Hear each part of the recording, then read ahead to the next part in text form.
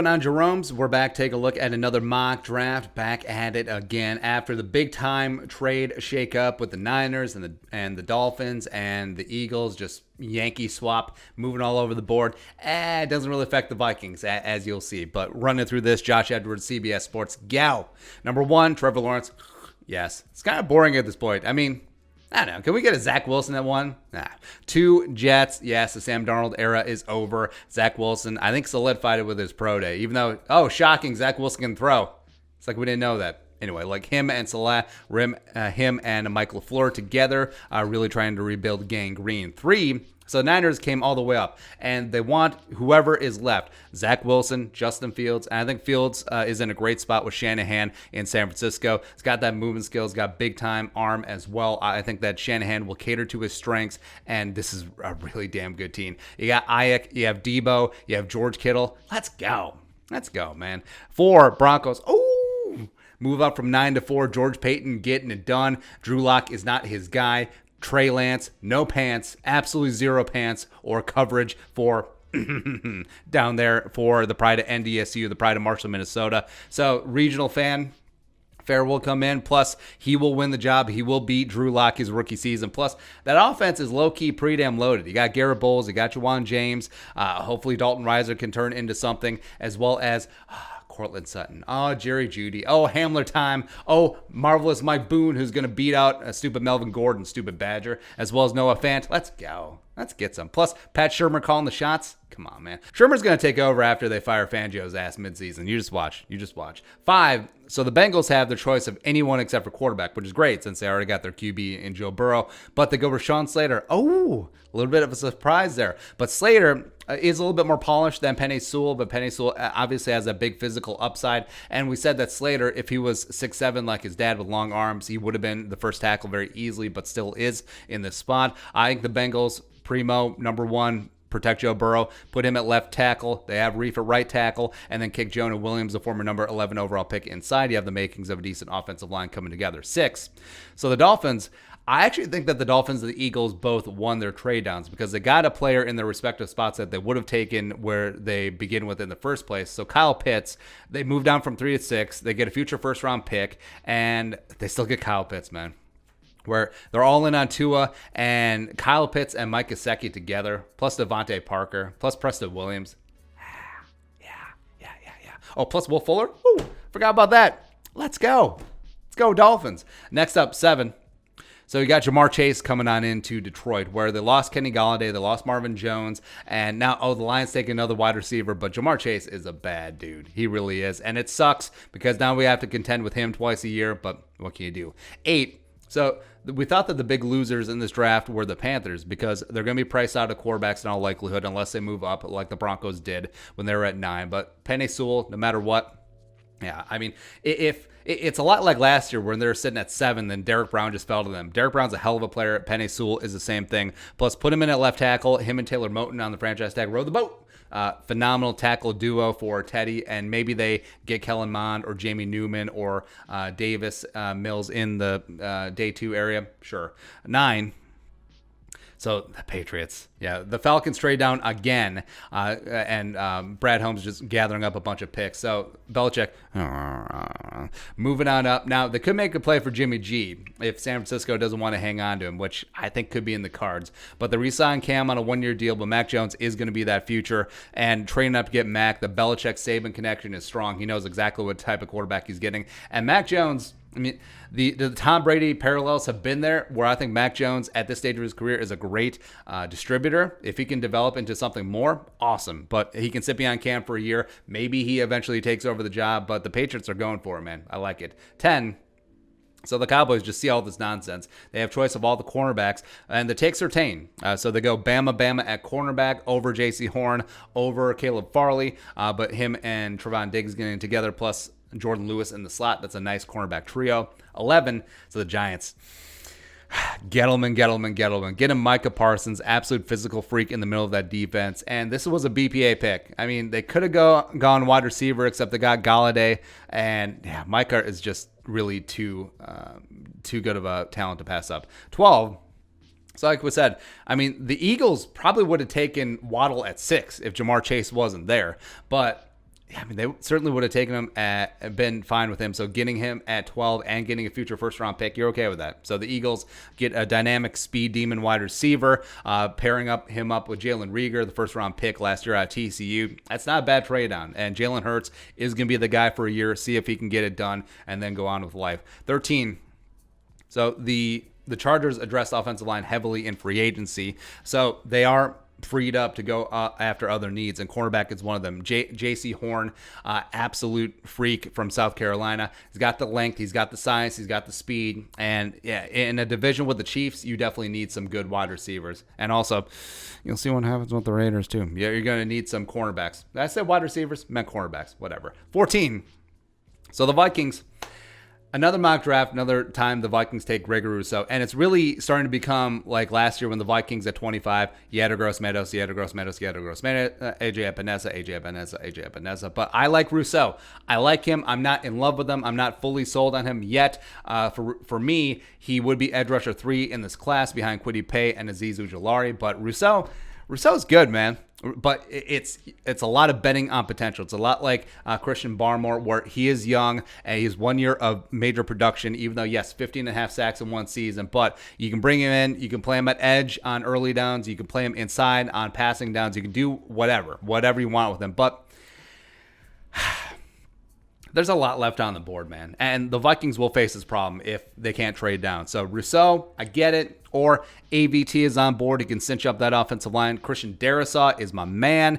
Just pick him up and you're good to go. Cosme's on board too, sure. But, man. Plus, Caleb Farley's there. I know he's going to get dinged for his medicals, but he's an absolute nail driver. I think he might be too much value. Plus, Devontae Smith is on board. Wow. Like, really going to pass on Devontae Smith, pairing him up with Justin Jefferson and Adam Thielen for the long haul? Come on. Plus, Kwity Paye is there. F you, pay me. Come on. Yeah. 15. Falcons building from the offensive line out, protecting Matt Ryan as they trying to get a couple of good years out of him. So they get AVT, him and Chris Lindstrom, really nice guard combination going forward. 16. So Caleb Farley falls, and he is going to get dinged because of the medicals and because Surtain and Horn showed up great at their pro days, but it's whatever. Caleb Farley is a bad dude, man. So, yeah, the Cardinals get absolute value here, replacing Patrick Peterson. 17. How's this happen? Like, how did the Raiders just get Devontae Smith? It's like, whatever. We get Devontae Smith. Although they should take Darrisaw and rebuild that offensive line that they gutted. But Devontae Smith and Henry Ruggs back together, Bama, that's going to be fun. It's going to be fun. Whoever the Raiders quarterback eventually is going to be, because it's not going to be Derek Carr long term. 18. So the Dolphins, they got toys for Tua at 6, and now they get Kwity Paye. And Brian Flores just needs that consistent edge presence, and he's going to be that dude. 19, Christian Darrisaw. Like we said, they've never fully replaced Trent Williams, so he comes in and plant his ass at left tackle for the next 12 to 15 years. Stays in the DMV area. It's a great pick. 20. So speaking of guys staying in the area, so Greg Newsome stays in the Chicagoland area, and they let go of Kyle Fuller, but him and Jalen Johnson, Newsome and Johnson, is going to be a really nice cornerback tandem for years to come, which kind of sucks. But hey, good luck trying to keep up with Justin Jefferson. And we could have had Devontae Smith too, but not. Colts. So you think the Colts should go after offensive tackle help since they haven't addressed it in free agency, whether it be Tevin Jenkins, whether it be Sam Cosmi, whether it be Leatherwood, whatever. But yeah, Ballard always likes to go BPA. It seems like Jalen Phillips, heavy hands and length on the defensive line, potential Justin Houston replacement. So I get it. 22.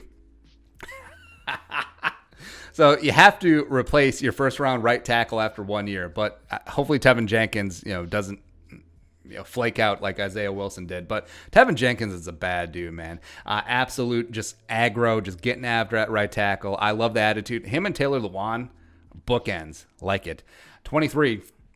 So the Jets land Jeremiah Owusu-Koramoah, where Robert Saleh gets them to it. Well, you got your quarterback. You got your quarterback at 2. So now getting Joke, the true money backer, linebacker, heat-seeking missile at safety as well. Yeah, I mean, that's a lot of fun for Robert Saleh, putting him in the middle of that defense. 24.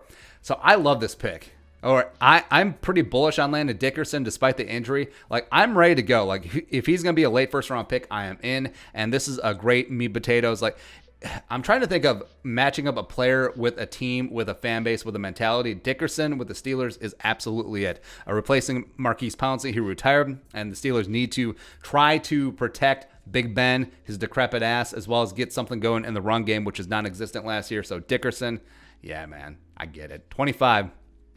So you'd think that the Jaguars maybe will get Trevor Lawrence some weapons, but no, defense needs some help too. So Moehrig on the back end of that defense is going to be that sheriff. I really do like Trevor Moehrig. 26. So the Browns' interior defensive line, you could go edge here with Myles Garrett, but you sign Tack McKinley, hopefully trying to revive his career. But Sheldon Richardson is aging out, plus he lost on Larry Ogunjobi, left in free agency. So you need some defensive line help, and Christian Barmore, you're betting on potential, man. He can be a rotational guy year one, and it's a perfect spot for him. 27. Ravens finally get some wide receiver help in Terrace Marshall Jr. It's like, oh yeah, Sammy Watkins, is that your big move? Cool. I mean, they got turned down by Juju. It was like, no. Do you want more money? No. But Terrace Marshall, a big-bodied, outside the numbers ex-receiver, is going to be really good for Lamar Jackson. 28. So Saints could go in a lot of directions here. Maybe they go quarterback, maybe they go linebacker, maybe they go cornerback or safety or edge, whatever. But Kadarius Toney steps in as a wide receiver too, and I hate it. I hate this move because Kadarius Toney is a bad dude, man. And he replaces Emmanuel Sanders, really amps up that return game, even though they do have Dante Harris. So, wow. That's a hell of a get. 29, Jamin Davis. Jamin Davis makes his debut in the first round. I haven't seen him project in the first round at all. I think that he's going to be a very solid day 2 selection. He would be my type of guy to replace Anthony Barr long term, but I get it in this spot where you can deploy him in a number of spots in that mixed front on the Packers defense, and maybe eventually he replaces Preston Smith if you have to get rid of him, maybe even Za'Darius, but I don't know. Zaven Collins seems like the better player to me. But, yeah, Packers going in a different direction. 30, Azeez. I freaking love Azeez, man. Baby diet Von Miller, just getting after it. So Azeez and AJ Epinesa getting after it on the edge for the Bills long term. Plus, they still have Matt Milano in the mix at linebacker. So, yeah, Leslie Frazier and McDermott getting after it. 31. So, yeah, Chiefs offensive line. Jalen Mayfield from Michigan can play tackle, can play guard. Probably going to play tackle since they signed Kyle Long and jumping Joe Thuney. So, Mayfield's a man-child, man. Like, Mayfield is going to be really, really good in a couple years. I like this fit overall. And then 32, I mean, how the hell does this happen? So, the Bucs, they still have JPP. They keep Shaq Barrett. They keep Ndamukong Suh. And then they just add the freakiest of freak big upside edge guys in the draft. How? Like, why? Why? Dude's still on board. So Kyle Trask didn't make it. You thought that maybe he could sneak in, or maybe even Jamie Newman, since the top 5 quarterbacks went in the first 9 picks. No running backs in this one. Etienne and Najee Harris are going to be high second-round picks. Wide receivers still on board. Elijah and Rondale Moore. Rashad Bateman, no go. Freiermuth, no. Freiermuth is going to be good, man. Baby Gronk, let's go. Offensive lineman, Leatherwood, Cosme, Wyatt Davis. Thought maybe Cosme could slide in. Maybe with the Steelers, maybe with the Colts, no go. Boogie Basham. You're starting to see Boogie not making it in too many mock drafts anymore, probably because of the rise of Jason Aweh, but Boogie's still my guy. Asai Onwuzurike, Davion Nixon, Nick Bolton, Zaven Collins didn't make it, Tyson Campbell, Stokes, Asante Samuel Jr. Asante Samuel's going to be a really good player as well, plus no-go on Jevon Holland. But, like we said, I like Rousseau. I get it. Would be fully behind the pick and understand it, but there's a lot of picks. There's a lot of talent on this board, man. For me, in this spot, I would still go Darrisaw. AVT might be my second. Actually, no. Would Devontae Smith be my second? Yes. Devontae Smith second. AVT third. Farley 4. Pay 5. Rousseau 6. But again, I get it. You're betting on the upside. And if Rousseau can pan out on 80% of that potential that he has, he's going to be a damn solid player in the National Football League opposite Danielle Hunter. So that's it. That's the CBS Sports mock draft. New draft order, same as the old draft order results for the Vikings. What are your thoughts? Let us know in the comment section below. Subscribe for daily Viking Stakes. Want to support that work? Pull some of the Venmo. But until next time, Skol, production value.